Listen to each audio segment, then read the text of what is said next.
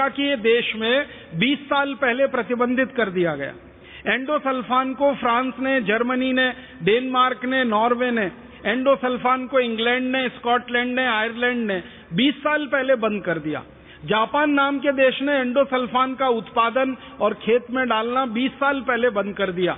दुनिया के 56 से ज्यादा देशों में एंडोसल्फान न बनाया जाता है न खेतों में डाला जाता है, क्योंकि ये सबसे खराब जहर है।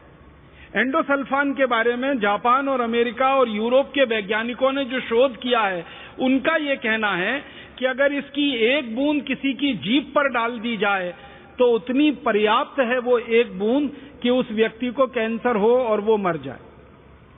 इतना खतरनाक और तीव्र किस्म का ये जहर है।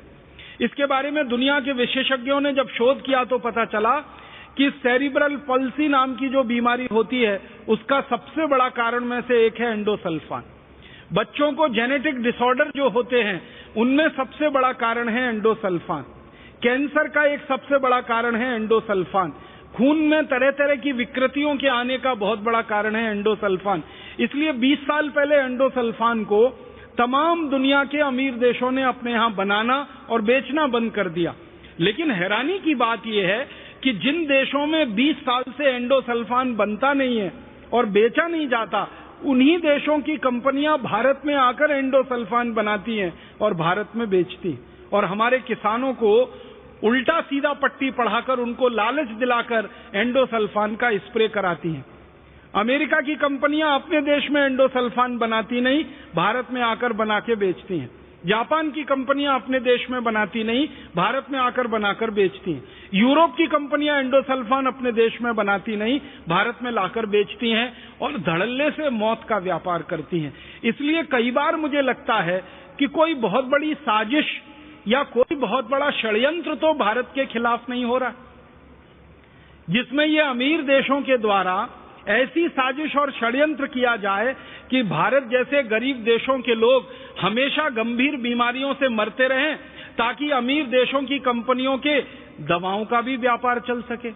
अगर भारत में कैंसर नहीं होगा तो कैंसर की बिकने वाली दवाओं की बिक्री आगे कैसे बढ़ेगी? अगर भारत में जेनेटिक डिसऑर्डर्स नहीं होंगे तो जेनेटिक डिसऑर्डर को ठीक करने के नाम पर बिकने वाली दवाएं कैसे बिकेंगी? अगर भारत के लोगों के खून में तरह तरह की खराबियां और गड़बड़ियां नहीं होंगी तो खून की विकृतियों को ठीक करने का दावा करने वाली दवाएं कैसे बिकेंगी? तो ये तो सीधा सा खेल है। अगर कैंसर बढ़ेगा तो कैंसर की दवाएं बढ़ेंगी, कैंसर की दवाएं बढ़ेंगी तो फिर अमेरिकन और यूरोपियन कंपनियों का बिजनेस चलेगा, फिर उनको मुनाफा होगा। तो एक तरफ कैंसर पैदा करने वाले जहर को बेचा जाए, उसमें से मुनाफा कमाया जाए, फिर उस कैंसर को ठीक करने के नाम पर दवाएं बेची जाएं और उसमें से हजारों गुना मुनाफा कमाया जाए। आप तो ये बात बहुत अच्छे से जानते होंगे कि भारत में कैंसर की जितनी भी दवाएं बाजार में इस समय प्रचलित है, वो ज्यादातर दवाएं पेटेंटेड हैं, यूरोपियन और अमेरिकन कंपनियों के कंट्रोल में उनके पेटेंट हैं, और भारत सरकार उनके साथ झगड़ा कर रही है कि आप इन दवाओं को ऑफ पेटेंट करने के लिए हमें माने कानून बना लेने दीजिए। वो सरकार को कानून नहीं बनाने दे रहे हैं। परिणाम ये हो रहा है कि कैंसर की दवाएं सबसे महंगी बिक रही हैं इस देश में। इस विभाग के एक मंत्री हुआ करते थे, उनका नाम था श्री रामविलास पासवान।